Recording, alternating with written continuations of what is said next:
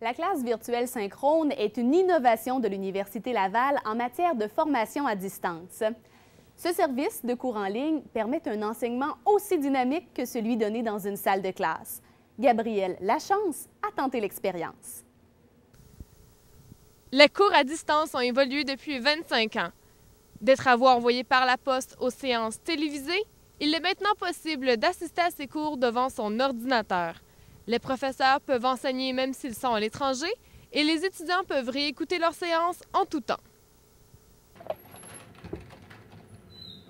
Lever la main, poser des questions en direct et communiquer simultanément avec ses coéquipiers sont des actions devenues possibles dans un cours à distance.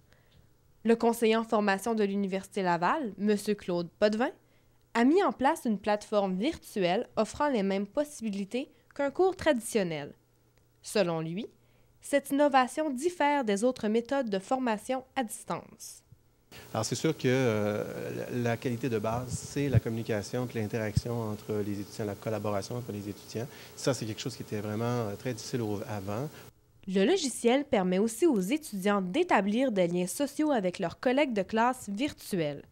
Malgré la distance, une place importante est accordée à la communication entre les étudiants et le professeur, grâce, entre autres, au clavardage. Édith Bugeaud, une étudiante à la maîtrise à l'Université Laval, a eu plusieurs cours en classe virtuelle synchrone. Selon elle, c'est en plus une façon de rencontrer de nouvelles personnes.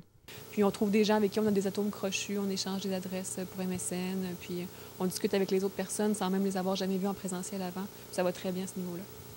Bien sûr, cette technologie ne comporte pas que des avantages. Certaines mises au point seront nécessaires afin d'enrayer les quelques problèmes qui subsistent. M. Potvin en est d'ailleurs bien conscient. Mais c'est sûr qu'il reste de l'évolution à faire quand même. On peut penser à la qualité. Il y a quand même toujours une petite barrière à franchir au début, à la question de la configuration matérielle. Bon, ça, c'est dû au fait qu'on a plusieurs marques d'ordinateurs. L'Université Laval reste pionnière au Québec dans l'utilisation de la classe virtuelle synchrone. Cependant, aucun programme n'est encore offert exclusivement avec cette technologie. Gabrielle Lachance, à Québec.